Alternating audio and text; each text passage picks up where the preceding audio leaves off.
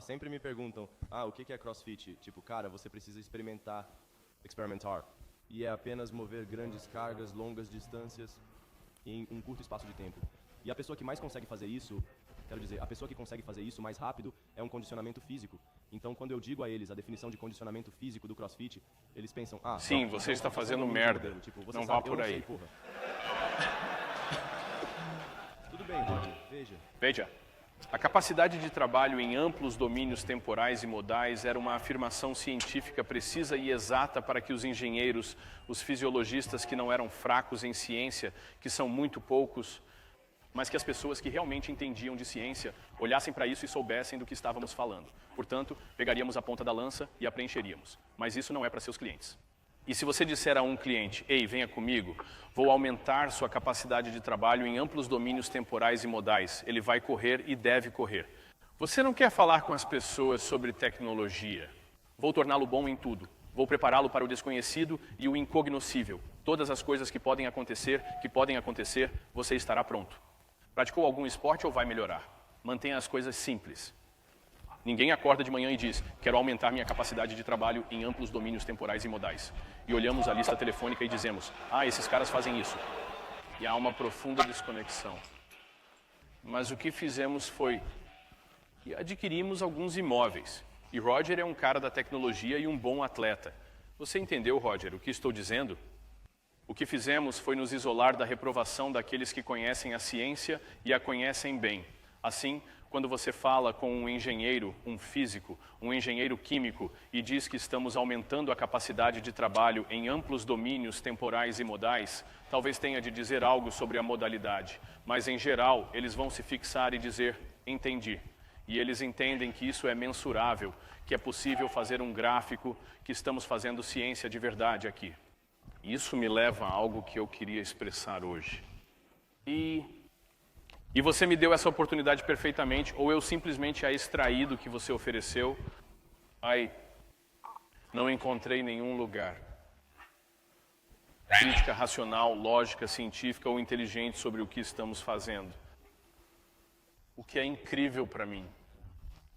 Ouvi dizer que esse colega de classe é um babaca e que ele transa com cachorros e sabe o que quer dizer. Só coisas malucas. Mas ninguém está analisando a capacidade de trabalho em amplos domínios temporais e modais. Ou o condicionamento físico baseado em evidências que queremos dados mensuráveis e não repetíveis, sabe, com relação à potência de saída. Ou que os fundamentos da cinemática, que se aplicam a todas as coisas que se movem em qualquer lugar do universo, também precisam ser aplicados para analisar o desempenho humano. Não estamos sendo desafiados nesse aspecto, portanto, permanecemos na frente técnica e no nível científico totalmente desimpedidos. E quando você apresenta o que estamos fazendo a um engenheiro, a um físico, a um matemático, a um químico, eles dizem, é claro que é isso que vocês estão fazendo. Quero dizer, eles entendem perfeitamente. Não apenas faz sentido, mas eles não conseguem imaginar outra maneira de analisar o desempenho humano. Essa é uma conquista imobiliária que vai nos servir e nos servir bem. Por um longo, longo tempo. E já está indo por esse caminho. Cerebro, em torno de nosso apoio não tem precedentes. Sem precedentes. E é divertido, quero dizer, eu realmente gosto. Nossos críticos, porque eles são muito estúpidos.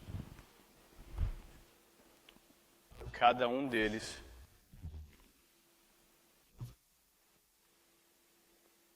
Mas são aqueles que se sentem desprivilegiados, que não tiveram oportunidade, nem holofotes, nem luz da ribalta. São aqueles que estavam dentro e se viram fora. E suas críticas são pessoais, elas são escandalosas. Elas estão fora do assunto de exercícios, física e ciência. E nós as ignoramos em grande parte. Mas se alguém quiser nos enfrentar em um nível de dados mensuráveis, observáveis e repetíveis de capacidade de trabalho em amplos domínios de tempo e mobilidade, de estender isso até a idade e fazer gráficos e rotulá-los como saúde, se quiser nos desafiar quanto à validade ou à necessidade de definição. Eu adoraria ter essa discussão. Ninguém vai fazer isso. E a questão é que no momento em que eu acho que vocês entendem o que estamos fazendo e afirmando, aqueles que são capazes de entender acham inconcebível encontrar falhas nisso. Essas são coisas que eu posso medir. Quero dizer força, distância e tempo. Força, distância e tempo. E isso precisa ter precedência sobre a citocromo C, transferase e redutase em 12 besteiras de futebol sênior que tomam creatina. E estamos prestes a lançar uma iniciativa importante. Temos 600 páginas de educação científica de classe mundial. E caiu em nossas mãos a tarefa de ensinar ao mundo o que é ciência e o que não é ciência. E, de fato, esse material é uma dádiva de Deus. Ele foi feito por um engenheiro elétrico PhD, meu pai. E foi usado pelo estado da Califórnia para tentar ensinar aos educadores de ciências o que é e o que não é ciência. Não é. E estou aqui para lhes dizer que ciência não é ficar na frente de um grupo de pessoas e ficar batendo os olhos como um cientista, meio que fazendo aquela coisa de afetação idiota e usar palavras grandes. Quero dizer, não é isso. Simplesmente não é isso.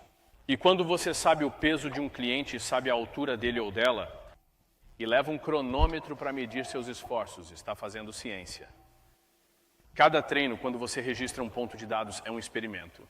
Todos nós estamos treinando pessoas, todos nós estamos obtendo resultados. E isso é no sentido mais puro, maravilhoso, elegante e essencial das coisas, ciência. E ficar na frente das pessoas falando sobre retículo endoplasmático e desenhando um ciclo de ácido cítrico de Krebs é besteira. E a pergunta é, o que no ciclo do ácido cítrico de Krebs, em seu conhecimento sobre ele, já impactou a maneira como alguém treinou em qualquer lugar? E a resposta é zero, é um trabalho de neve, é feito para criar, e eu já observei esse processo antes, e uso o ciclo de Krebs especificamente porque ele é ensinado na NSCA, e eu costumava fazer trabalhos avançados para a Gold's Gym, para Neil Spruce, e ele adorava abrir com o ciclo do ácido cítrico de Krebs. O cara era um gênio, mas ele conseguia fazer esses círculos perfeitos no quadro negro. E começar a colocar essas pequenas rodas gigantes. E ele começava a falar sobre o citocromo C, transferase, e as pessoas gostavam, e você tinha um tipo de fisiculturista hardcore. Os caras com grande ego. E ele começava com essa merda de Krebs, e todos olhavam para o papel e se escondiam, porque foi por isso que foram reprovados em biologia na 10ª série, por causa do ciclo de Krebs. E agora ele os tem, e eles não o desafiarão quando ele terminar. E você quer comprar essa merda aqui em uma lata, e as pessoas o fariam, porque ele sabe o que faz. Você ouviu aquela história do Krebs? E eles se aproximavam e diziam, cara, ele é muito inteligente, ele é um cara muito esperto. Não havia nada de inteligente, não havia nada de inteligente, não havia nada de científico nisso. É um golpe. Aqui está a maravilha da ciência. A ciência real, a ciência legítima, é maravilhosa e facilmente compreensível. Extraordinariamente simples. E se você está ouvindo algo, cara, eu simplesmente não consigo entender o que esse cara está dizendo, você está sendo enganado. Tem de ser um fato de cada vez, muito simples, e eles se combinam. Fatos simples se transformam em verdades elegantes.